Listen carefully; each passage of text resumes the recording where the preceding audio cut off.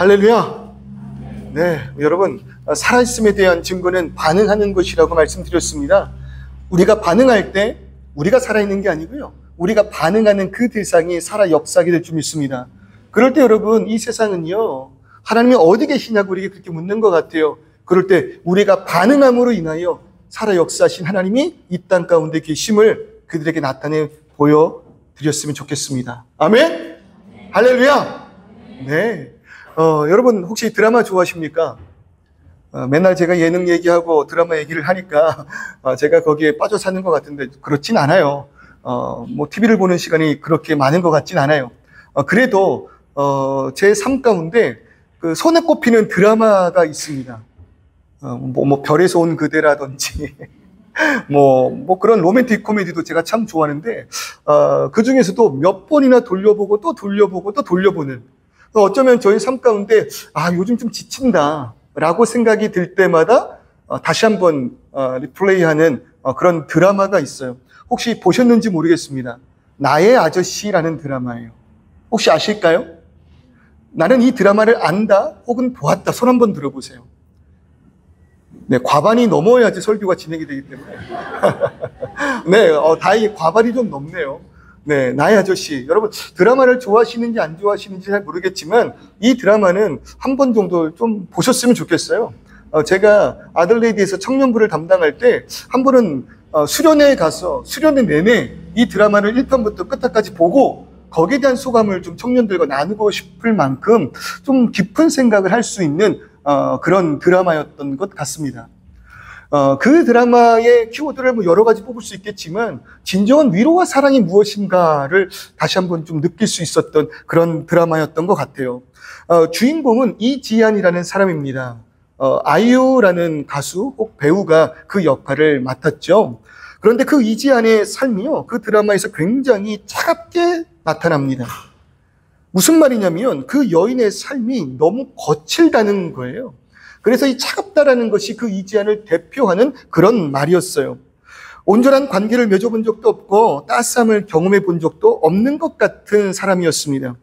그래서 극 중에 그 여인을 표현하는 말이 뭐였냐면 남자 주인공이 이지안이라는 대상을 향해 이렇게 표현하더라고요. 춥게 입고 다니는 애. 아시겠죠? 춥게 입고 다니는 애. 그러니까 단순히 그것이 한겨울에 얇게 입고 다닌다라는 의미도 있지만 중의적으로는 그 안에 온기가 없는 아이라는 뜻으로 저는 이해를 한 것 같아요. 물론 그 뒤에 이쁘게 생겨가지고 라는 단어가 붙기는 하지만 그 요점은 춥게 입고 다니는 애, 온기가 전혀 있지 않은 그런 아이라는 표현을 했다는 것입니다. 그럴 때 그 이지안이라는 여자아이에게 극중 남자 주인공인 박동훈이라는 사람, 돌아가신 그 이선균 배우가 역할했던 이 박동훈이라는 아저씨가 다가가요. 손을 내밀어요. 마음을 열어요. 그를 위로하고 그의 자리로 나아가요. 사람들은 그 여인을 인정하지도 않고 이해하지 않을 때 그 자리에 서서 나 같았어도 그랬어 라는 그 말로 그 여인 앞에 섰다라는 거죠. 그럴 때 그러한 사랑 안에서 이 여인의 모습이, 이 이지안이라는 그 주인공의 모습이 점점점 변해가는 그 모습을 드라마를 통해 깨달을 수 있습니다. 그 모습을 보고 마치 떠오른 것이 있어요. 혹시 그 유기견을 수거하여 보호하는 그런 다큐멘터리 같은 걸 본 적 있으세요? 유기견을 처음 발견하면은요, 정말 유기된 그런 강아지잖아요. 버림받은 것이잖아요. 정말 차갑게 다니지 않습니까? 그러다 보니까 털도 자라나서 관리 없음으로 꼬여있고 더럽고 눈도 보이지 않는, 그런데 더 나아가 마음에 상처가 있음으로 인해서 사람의 손길을 스스로 거부하는 으르릉 거리는 그런 강아지가요, 그 유기견을 구해준 사람의 손 안에서 회복되기 시작함으로 한 달 뒤에 혹은 두 달 뒤에 세 달 뒤에 다시 카메라가 그 강아지를 비췄을 때 이전의 모습 전혀 잊지 않고 뽀송뽀송한 그런 모습으로, 사랑이 넘치는 모습으로 변화된 그런 장면들을 우리가 본 적이 있지 않습니까? 사랑 안에서 그 주인공이 변하더라고요. 사랑을 통해 모습과 표정이 달라지더라, 이것입니다. 그러니까 좋은 사람이 옆에 있으면 참 좋겠어요. 그 드라마를 보고 제 마음이 참 그래서, 주는 교회였잖아요. 그때도 여전히 주는 교회. 야, 내가 참 이런 사람이 되었으면 좋겠다. 아내에게 이야기했더니 너무 감사하게도 당신이 나의 아저씨야. 뭐 그런 말을 하더라고요. 여러분, 뭐 아내에게, 남편에게, 자녀에게 그런 말을 들을 수 있다면 참 귀합니다. 참 감사합니다. 뭐 정말 그래서 그랬을까요?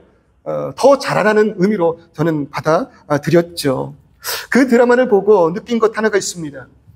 뭐였냐면 그 이지안이라는 여자 주인공이 받은 위로와 사랑을 보면서 내 삶에도 이 정도 위로와 사랑이 있다면 한번 아파 볼만 하겠다라는 생각이 들더라고요. 여러분, 우리의 삶이 얼마나 힘듭니까?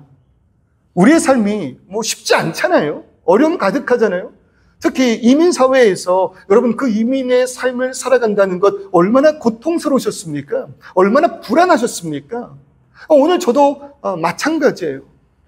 그럴 때 이런 생각을 했다는 거예요. 이 정도 위로와 사랑이 나에게 있다면 그런 길을 아픈 줄 알면서도 힘들 줄 알면서도 갈 수 있겠다.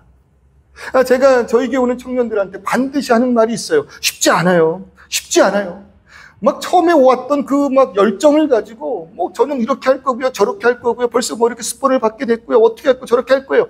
막 자신의 상황을 이야기해요. 자신감이 넘쳐요. 근데 저는 그런 모습을 지금까지 수백 명 이상 보지 않았습니까? 그래서 제가 초치는 건 아니지만 근데 형제님, 근데 자매님 너무 그것들을 믿고 있지는 마세요. 그렇게 쉽지는 않을 거예요. 그렇게 쉽지는 않을 거예요. 그래도 버티다 보면 원하시는 바를 이룰 수 있을 겁니다. 그렇게 말을 해요. 그런데 그 버틸 수 있는 그 힘으로 제가 뭘 이야기하냐면 함께 있는 사람들이 있어요. 버티기만 하면 되더라고요. 버티면 결국 무언가 이룰 수 있겠더라고요. 그런데 버티는 과정이 힘든데 그 버티는 과정 가운데 우리가 함께 있어줄게요. 내가 함께 있어줄게요. 내 번호를 꼭 저장해놨다가 필요할 때 연락 주세요. 누가 내 옆에 있어주면 버틸 수 있더라고요. 버텨가더라고요. 결국 하더라고요. 여러분 그렇지 않습니까? 우리의 삶 가운데 이 정도 위로와 사랑이 있다면 한번 아파 볼만 하지 않을까요? 오히려 그런 아픔은, 그런 삶의 어려움은 내가 얼마나 더 큰 사랑을 받고 있는지를 깨달아 알게 하는 도구가 될 것이니까. 그럴 때 옆에 있는 분들에게 이렇게 한번 이야기를 해볼까요? 혹시 부부가 같이 앉아있다면 손을, 자녀와 함께 앉으셔도 손을, 모르는 분들이라면 손은 잡지 마시고 내가 옆에 있어줄게요. 한번 이야기해 보시겠어요? 내가 옆에 있어줄게요.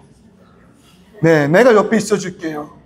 그리고 여러분, 교회가 여러분들 옆에 있습니다. 주는 교회가 여러분들의 옆에 있습니다. 그것을 꼭 우리 이웃들에게, 오늘 누군가가 나를 위로해 주기를 바라는 그분들에게 교회가 있음을 가르쳐 주시기를 소원합니다. 여러분, 이런 사랑이 있다면 우리는 버틸 수 있다니까요. 이런 위로가 있다면 우리는 살아갈 수 있다 이것입니다. 그런데 문제는 뭐냐면 세상이 말하는 위로와 세상이 말하는 그 사랑은 절대적이지 않다는 거예요. 무슨 말이냐면 언제나 그 가운데 조건이 있다는 것이죠. 사랑을 받을 만한 자격, 위로를 받을 만한 자격을 갖출 때 누군가들이 자신의 유익을 위하여 우리를 사랑하고 우리를 위로한다. 그렇게 말하고 있지 않습니까? 무엇보다도 우리가 이 사랑으로부터 벗어난 근본의 이유를 여러분 뭐라고 말씀드렸습니까? 우리가 지난주 그 자가진단이라는 그 설교를 통해서 우리가 이 영원한 사랑으로부터 벗어나 사랑 없는 인생 된 것, 사랑 안에서 우리는 회복이 되고 사랑 안에서 우리는 위로를 받고 사랑 안에서 우리는 꽃필 텐데 우리는 왜 사랑으로부터 벗어났는가? 그 궁극적인 원인을 여러분 죄라고 말씀드리지 않았습니까? 죄가 무엇입니까? 내 마음에 있는 것보다, 내 마음에 있어야 할 것보다 다른 나의 그 정욕을 위하여 나아가는 그 모습, 무엇보다도 하나님께서 우리에게 하신 말씀보다도 사단이 우리에게 이 땅을 통하여 주겠다고 한 그 정욕에 넘어가 하나님보다 더 충만한 것을 찾아 스스로 하나님을 떠난 그 모습을 죄라고 이야기하지 않았나요? 죄인의 모습이라고 설명드리지 않았습니까? 그러니 사랑이 있다면, 위로가 있다면 버텨볼만 하겠는데, 사랑이 있다면, 위로가 있다면 아픔을 무릅쓰고라도 오히려 그 아픔 속에서 만나는 사랑을 기대하며 나아갈 수 있을 텐데 죄로 인하여 그 사랑이 우리로 인하여 분리되어져 버렸으니 우리의 삶의 그 아픔과 그 고통 얼마나 큰 것일까요? 그런데 그때 여러분, 구원의 메시지가 우리에게 선포된 줄을 믿으시기를 바랍니다. 사랑이 우리를 결코 내버려 두지 않고 잃어버린 영혼을 위하여, 잃어버린 나의 자녀를 위하여 이 땅 가운데 오셨다는 것 아니겠습니까? 그것이 복음인 줄 믿습니다. 그 사랑의 크기가 얼마나 큰지, 얼마나 놀라운지 요한복음 3장 16절 우리에게 이렇게 말하고 있네요. 하나님께서 이 세상을 이처럼 사랑하셨대요. 사랑에 필요한 우리를 뭐 하셨대요? 사랑하셨대요. 얼만큼? 이처럼 우리를 사랑하는 그 모습이 이와 같이 나타났다는 것입니다. 무엇을 주셨대요? 독생자를 주셨다고 그렇게 말하고 있는 거예요. 독생자를 주셨다. 헬라어 원어를 보면 모노코네스라고 이야기하거든요. 그 의미가 뭐냐면 하나뿐인이라는 뜻이에요. 하나뿐인. 그러니까 하나님께서 우리를 사랑하심으로 인하여 이처럼 하나뿐인 그 예수를 우리에게 보내셨다는 겁니다. 하나뿐인 그 예수를. 우리가 여러분, 이 하나님이 세상을 이처럼 사랑하사 독생자, 그의 유일한 아들이라는 그 의미를 가진 독생자를 주셨다는 것이 어떤 의미인지를 우리가 좀 이해해 볼 필요가 있는데요. 그러기 위해서 제가 오늘 여러분들에게 설명드리고자 하는 것이 창세기 22장인 거예요. 하나님이 우리를 이처럼 사랑하셔서 독생자를 보내셨대요. 근데 그것이 우리에게 와닿지가 않아요. 이 큰 사랑이 우리 가운데 있는데도 불구하고 외면해버려요. 그 큰 사랑이 우리 가운데 있음에도 불구하고 건축가의 버린 돌과 같이 여겨진 것이 여러분 예수 아니겠습니까? 오늘 하나님이 세상을 이처럼 사랑하사 독생자를 주셨다라는 그 메시지를 우리가 받음에도 불구하고 그냥 우리의 그 표정에 감각이 없어요. 그냥 이미 알고 있는 그 말씀의 반복일 뿐이라는 거죠. 그럴 때 이 독생자의 그 의미가 무엇인지 우리가 이 본문의 말씀을 통해서 다시 한번 깨닫기를 주님의 이름으로 소원합니다. 여러분, 지금 우리가 살고 있는 이 시대는요, 개인주의 시대입니다. 개인 시대예요. 개인화된 시대예요. 그러니까 제가 어렸을 때만 해도 도덕 혹은 가정 시간에 국민학교였죠. 이런 이야기를 많이 들었던 것 같아요.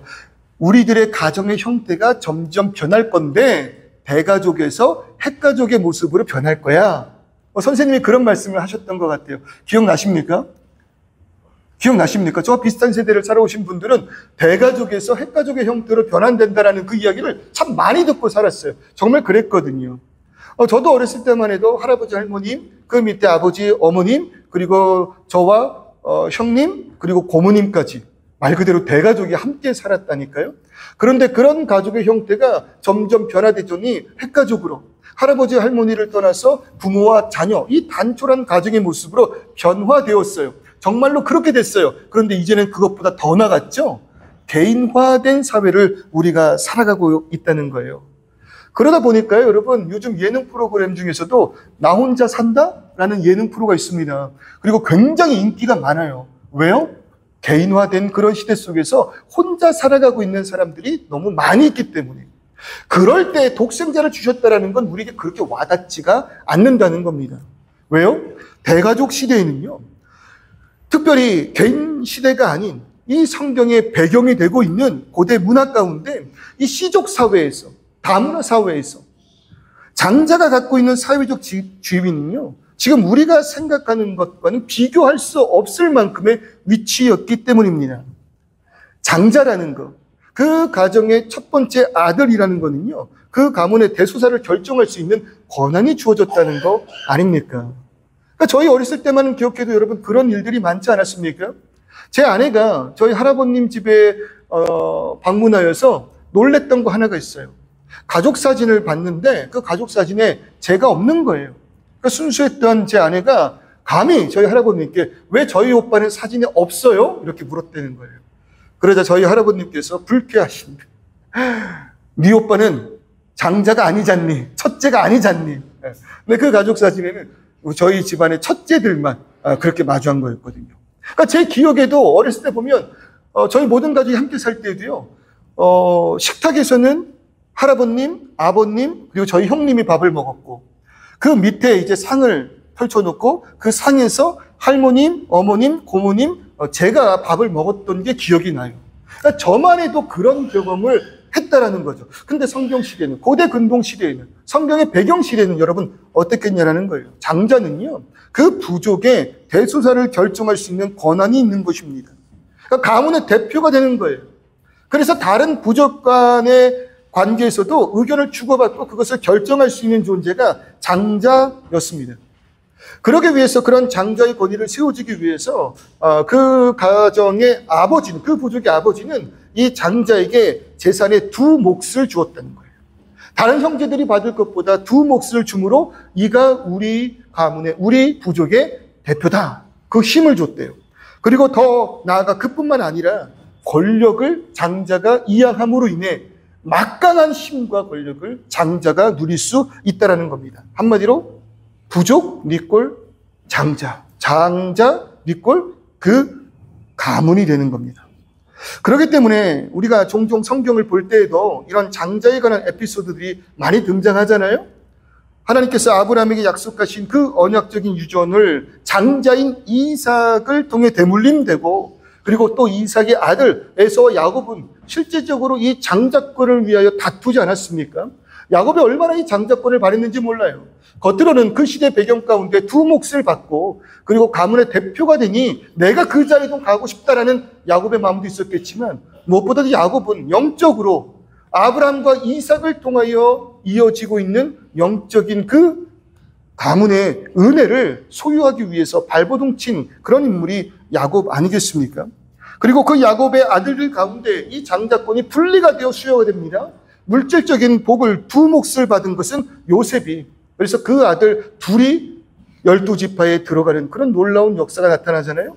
그리고 언약적인 구원의 역사를 승계하리는 넷째인 그 유다가 이 장자권을 계승하였다는 거예요.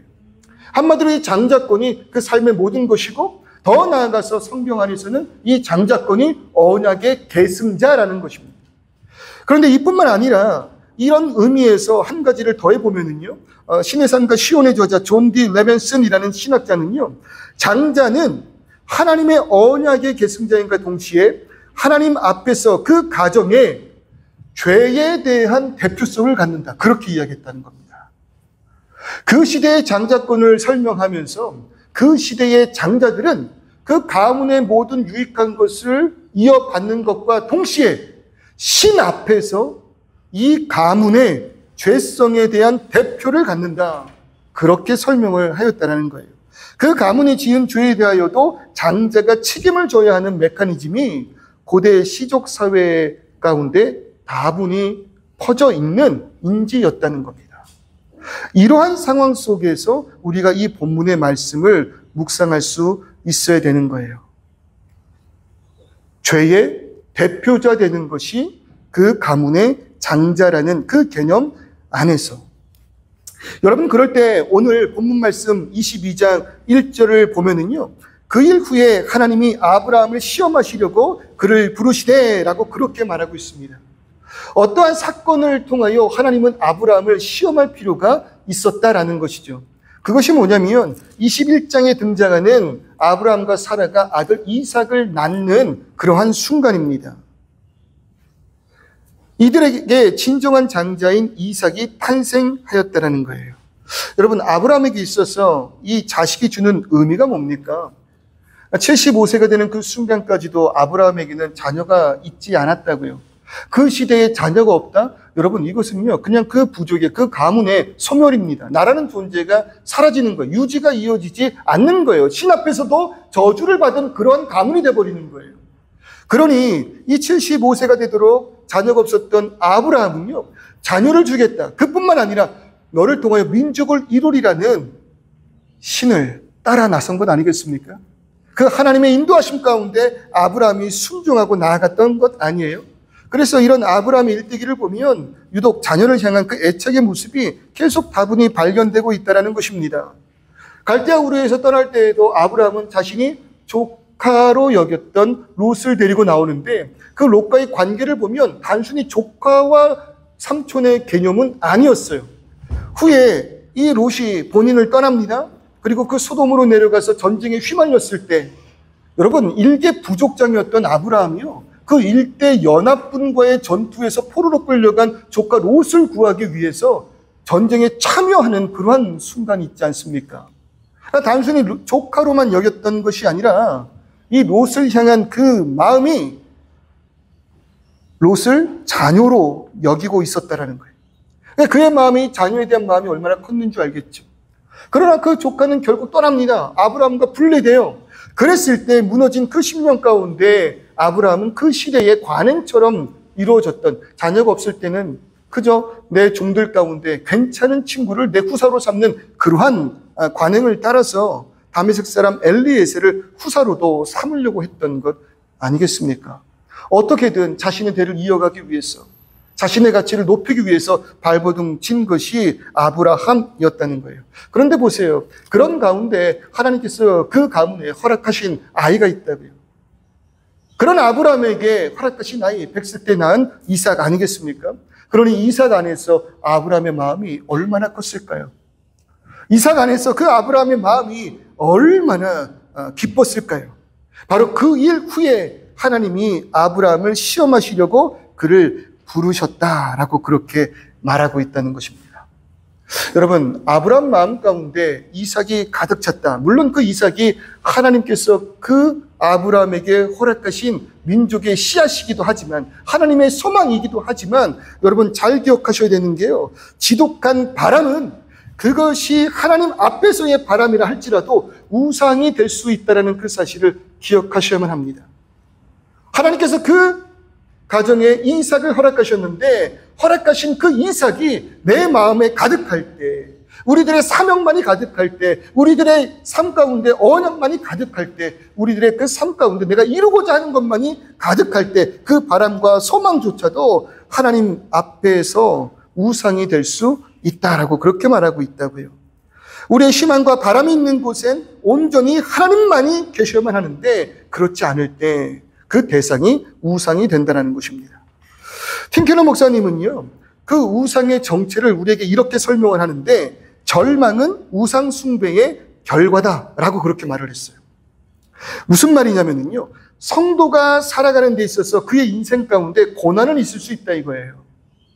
여러분, 지금까지 얼마나 많은 고난과 역경을 만나보셨습니까? 그렇죠? 성도의 삶에 뭐가 있을 수 있대요? 고난이 있을 수 있대요. 고난의 정의가 이렇거든요. 사정이 딱하여 어렵다. 옆에 보세요. 딱하신 분도 계시잖아요. 어려운 분도 계시잖아요. 그런 삶을 사는 성도는 있을 수 있다 이거예요. 그런데 절망은 아니라는 거예요. 성도는 곤란할 수 있지만 절망해서는 안 된다라고 이야기하는 거예요. 왜냐하면 절망의 정의가 이렇기 때문입니다. 바라볼 것이 없게 되어 모든 희망을 끊어버린 것. 야, 나는 이제 끝났어. 내가 바라고 소원했던 이것이 있는데 이것을 내가 놓치는 그 순간 나는 살아갈 이유가 없어라고 이야기한다는 것. 그게 절망이잖아요. 그럴 때 성도는 어떤 순간에도 절망해서는 안 된다는 거예요. 내가 절망한다면 그것이 나의 뭐라는 겁니까? 우상이라는 겁니다. 비자가 어긋날 때 곤란할 수는 있습니다. 그런데 뭘 해서는 안 된다는 거예요? 절망해서는 안 된다는 거예요. 야, 난 이제 살아갈 이유가 없어. 살아갈 힘이 없어. 능력이 없어. 그렇다면 나에게 우상은 뭐였던 거예요? 비자였던 거예요. 지금 아브라함에게 하나님께서 시험하시는 것이 무엇입니까? 너의 마음 가운데 있는 것이 무엇이냐라는 겁니다. 너의 소원, 너의 바람이 무엇이냐는 거예요. 하나님이 주신 아이잖아요. 내가 잘 키워야 되잖아요. 하나님이 주신 교회잖아요. 성도잖아요. 사명이잖아요. 직분이잖아요. 그것이 좋다는 거예요. 그러나 그것이 내 안에 가득 찰 때, 그것이 없음으로 인하여 내가 절망하게 된다면 그 사명조차, 바람조차, 소망조차 우상이 될 수 있다는 겁니다. 그럴 때 여러분, 우리가 어떻게 절망할 수 있겠습니까?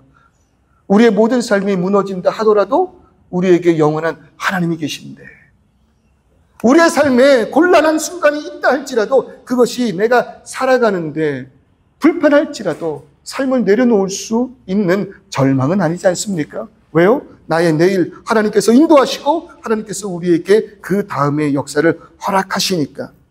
우리의 인생의 희망과 바람은 오직 영원하시고 불변하시는 하나님께 있으므로 곤란하지만 절망하지 않습니다. 그런 저와 여러분 되시기를 주님의 이름으로 축원합니다. 그럴 때 우리는 아브라함이 어떤 행동을 했는지를 분명히 압니다. 아브라함을 왜 믿음의 조상이라고 그렇게 말할 수 있는 것일까요? 이 모든 것을 가지고 하나님 앞에 나아온 자이기 때문에 그렇다는 거예요.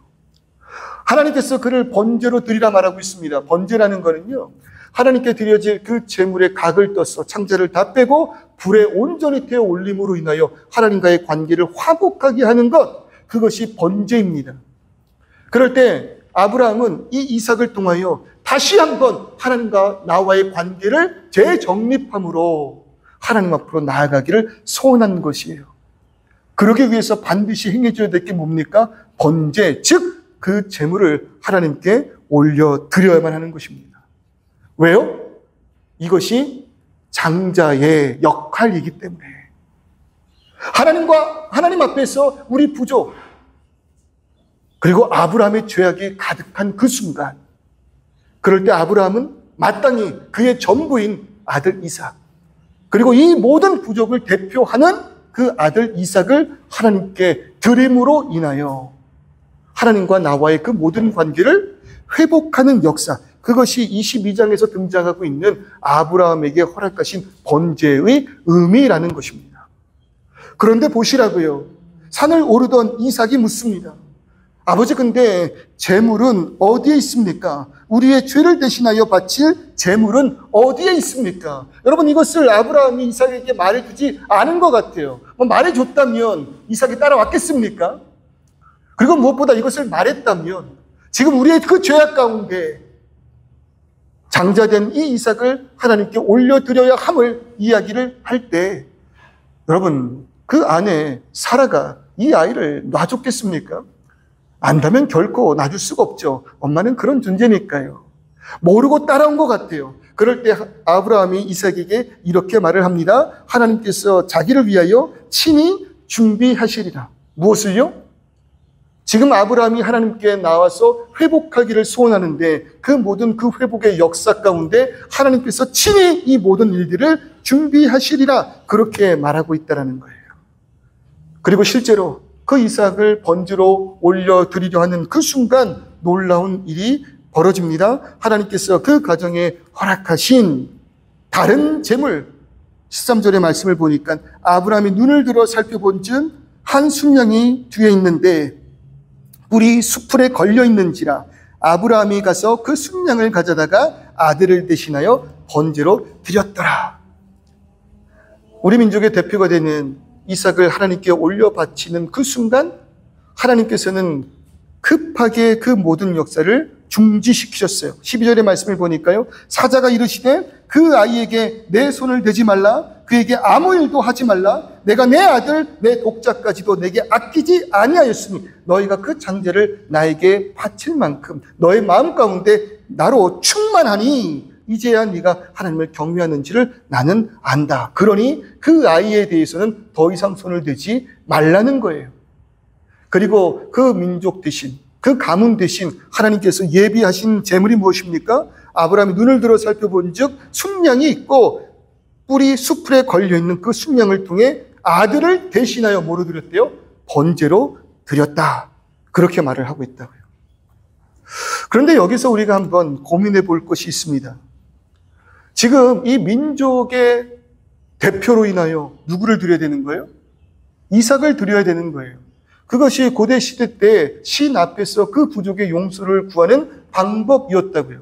그러니까 그 부족을 대표하기 위해선 적어도 장자성을 가지고 있는 자가 제물이 되어야지만 그 신과 이 부족의 관계가 회복될 수 있었다는 것입니다. 그러니까 아브라함도 그렇게 하려고 했어요. 아브라함도 그 장자 이삭을 하나님께 올려드리려고 했다라는 거예요. 그런데 하나님께서 그것을 막으시고 대신 받으신 것이 뭐예요?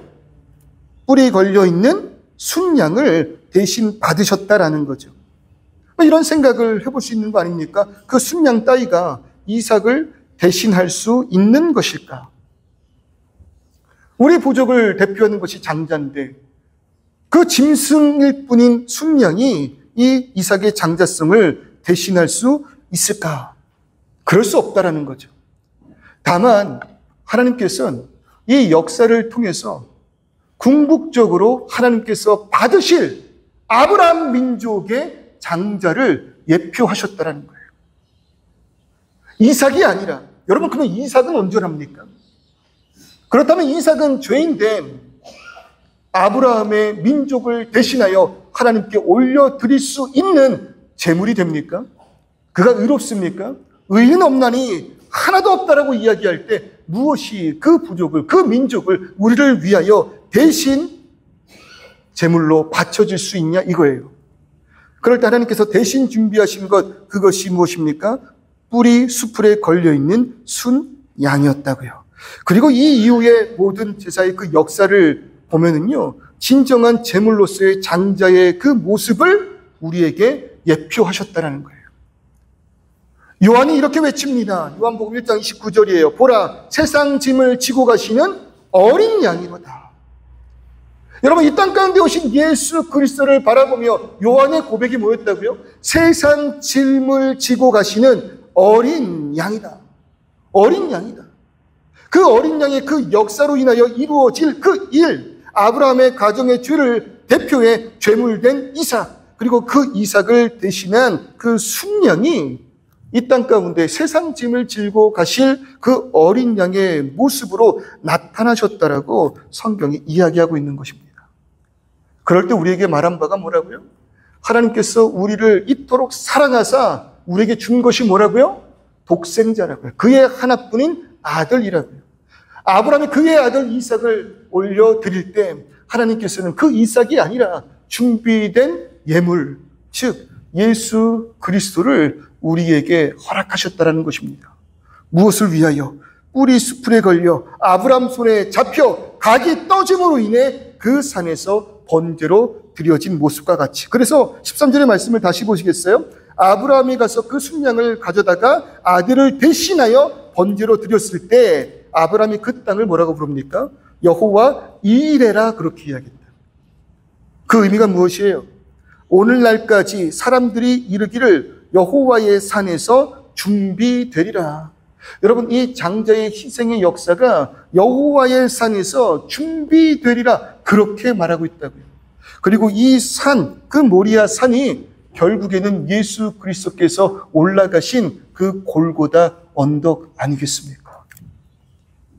여러분, 하나님이 세상을 이처럼 사랑하사 독생자를 주셨다라는 것은요, 우리가 우리의 전부인 장자를 하나님 앞에 올려드렸던 것 같이 그의 전부를 우리를 위하여 주셨다라는 거예요. 그의 전부가 된 그 예수 그리스도를 우리에게 내어 주심으로 인하여 그의 희생이, 그의 죽음이, 그의 십자가가 오늘 나를 하나님으로부터 분리한 이 죄로부터 구원해 내셨음을 이야기하고 있는 구절, 그것이 요한복음 3장 16절의 말씀이라 이것입니다. 그러나 우리가 이 시간 이 구절을 다시 한번 이 마음을 가지고 한번 고백해 볼까요? 시작! 하나님께서 독생자를 주셨으니 이것은 누구든지, 아멘, 아멘. 여러분 믿으십니까? 이 사랑의 크기가 무엇임을 여러분 믿으십니까? 더욱이 보세요. 하나님이 우리의 가장 소중한 이삭이 어떠한 존재인지를 분명히 알고 계시는 것 같아요. 본문의 말씀을 봐도요, 22장 2절의 말씀을 보니까 너의 아들, 너의 사랑하는 독자 이삭이라고 이야기를 해요. 여러분, 우리의 전부가 될 그 이삭을 하나님 쉽게 여기지 않습니다. 그 이삭을 얼마나 사랑하고 있는지 하나님이 분명 아신다는 거예요. 그러니 그것에 뭐하지 말래요? 손대지 말래요. 너의 사랑하는 아들 그 이삭에게, 너의 전부가 될 이삭에게, 너의 대표가 될 그 이삭에게는 손을 대지 말라는 것입니다. 우리의 육신에는 손을 대지 않게 하신 분이 누구라고요? 하나님이시라고요. 우리는 우리의 모든 것을 올려드려서라도 하나님 앞으로 나아가기를 소원하는데 하나님은 우리의 몸에 손 하나 대지 말라고 그렇게 말씀하셨다는 겁니다. 다만 우리를 대신하여 그의 장자를 주셨고 그의 독생자 아들을 우리에게 내어주셨을 때 십자가 위에서 찢기시는 예수 그리스도의 비명을 여러분 기억하십니까? 엘리 엘리 라박 사박다니, 아버지여 어찌하여 나를 버리시나이까? 그 부르짖음에 대하여 침묵하신 분이 누구시라고요? 하나님이시라는 거예요. 나의 전부를 올려드릴 때에는 손 하나 까딱대지 말라고 외치셨던 하나님께서 그의 장자 예수 그리스도의 몸이 찢겨지시는 그 순간에는 외면하심으로 인하여 그의 피로 우리를 구원하신 그 분이 하나님이시라는 겁니다. 하나님이 세상을 이처럼 사랑하사 독생자를 보내주셨다는 것은 그 말에 우리들을 향한 한없는 그 사랑을 이야기하고 있다는 것입니다. 그럴 때 여러분, 오늘 이 시간 우리가 어디에 있습니까? 우리가 누구와 함께 이 길을 걸어가고 있습니까? 다른 것이 아니라 하나님의 그 사랑 안에 우리가 거하고 있음을 믿으시기를 주님의 이름으로 축원합니다.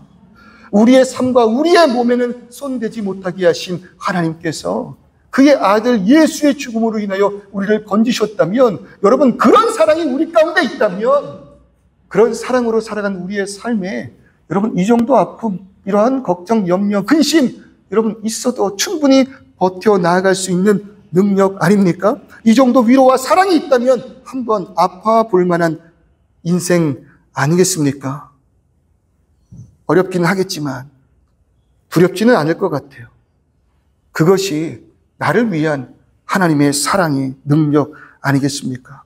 쉽지 않은 인생 속에서 두려움을 이길 수 있는 그 능력, 그것이 위로와 사랑이라면, 사랑이 나의 그 삶의 존재 목적을 깨달아 알게 하는 힘이라면, 오늘 나를 위하여 그 모든 것을 내어주신 하나님의 사랑 안으로 들어가 보시면 어떨까요? 여러분, 내가 받은 그 사랑은요, 나를 멸망치 않게 하신 예수 그리스도의 십자가의 사랑은요, 그냥 괜찮다, 괜찮아, 괜찮아 라는 말 이상의 능력이라고요. 그 사랑은 죄와 죽음이라는 인간이 스스로 넘어갈 수 없는 그 장벽을 완전히 무너뜨린 사랑 아니겠습니까? 얼어붙은 그 땅을 뚫고 나온 새싹이 올라오듯 우리의 그 죽음의 삶 가운데에서 그리스도의 사랑으로 인하여 다시 한 번의 그 생명이 솟아오른 것 아니겠습니까? 그러니 멸망치 않고라고 이야기했을 때 멸망하지 않는다라는 것은요, 단지 육체의 죽음뿐만이 아니라 목적을 잃고 허무 속에 갇힌 그 상태, 관계가 부서지고 마음이 황량해진 그 상태, 모든 것이 포함되어 있는 것이 멸망하지 않는다라는 거예요. 그러니 하나님께서 우리를 위하여 내어주신 그 독생자의 그 사랑을 우리가 받아들이는 순간 우리는요, 더 이상 자신을 포기할 필요가 없는 것입니다. 절망을 맛볼 필요가 없는 것이에요. 왜요? 하나님의 사랑이 내가 너를 포기하지 않아 라는 그 의지를 우리에게 나타내 보이신 것이 독생자를 보내심으로 구원하신 나의 삶이기 때문입니다. 오늘 이 시간 우리 마음 가운데 가득한 것이 무엇인지를 다시 한번 돌아보았으면 좋겠어요.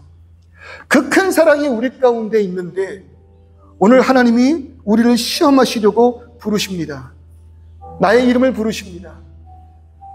그리고 너의 마음에 가장 충만한 것을 드릴 수 있겠느냐라고 이야기할 때 우리들의 삶의 모습은 어떨까요? 우리는 어떤 길로 나아갈까요? 아브라함을 믿음의 조상이라고 말하는 것은 3절의 말씀을 보니까 그가 아침에 일찍 일어나라고 그렇게 이야기를 하고 있기 때문이 아닌가 생각해봐요. 고민하지 않았다라는 거죠. 잠시 내가 다른 생각을 하고 있을 수도 있겠지만 하나님의 말씀이 우리 가운데 울려 퍼질 때 내 마음에 무엇이 있어야 하는지를 아브라함은 즉각 깨달았던 것 같아요. 그리고 나를 인도하신 하나님, 나의 모든 상황을 어떻게 인도하셨는지를 깨달은 그 아브라함, 하나님의 말씀에 대하여 절대적으로 순종하였다는 것입니다. 왜? 하나님께서 나를 사랑하신다는 것을 아브라함은 알고 있기 때문에, 그 사랑이 얼마나 충만한지 나의 가장 소중한 것을 다시금 그에게 올려드린다 할지라도 순종할 수 있는 아브라함의 믿음, 그 능력, 그것을 우리가 이 시간 본받아야 하는 것 아닐까요? 멸망하지 않을 줄을 믿습니다. 아멘. 멸망하지 않을 줄 믿습니다. 곤란해지겠죠. 비자 안 되면 곤란해지겠죠. 관계 깨지면 곤란해지겠죠. 물질이 없으면 곤란해지겠죠. 조금은 어려워지겠죠. 그러나 그것에 대하여 결코 절망할 수 없는 이유는 이미 그 모든 것을 우리에게 내어주신 아버지 하나님의 사랑이 우리와 함께하기 때문입니다. 그의 의지입니다. 포기할 수 없게 하시는. 그러니 우리들의 그 모든 우상들 내려놓고 어떠한 순간에도 나를 잠지 않게 하시는 하나님의 사랑 안에 거하시기를 주님의 이름으로 축원합니다. 이런 사랑이 있다면 아파도 괜찮아. 이런 사랑이 있다면 실패도 괜찮아. 이런 사랑 안에서 다시금 나를 일으켜 세우실 구원의 그 역사, 십자가의 그 사랑, 그 하나만을 붙드는 저와 여러분 되시기를 소원합니다. 우리 마음을 다하여 한번 같이 고백해 볼까요? 내가 주인 삼은 모든 것, 내가 주인 삼은 모든 것 내려놓고 내 주 대신 주 앞에 나가 내가 사랑했던 모든 것 내려놓고 주님만 사랑해. 내가 주인 삼은 모든 것 내려놓고 내 주 대신 주 앞에 나가 내가 사랑했던 모든 것 내려놓고 그 전부를 주신 주님만 사랑해. 그 사랑이 있다면 주 사랑, 그 사랑 안에서 분당해도 깊은 바람처럼 나를 잠잠해.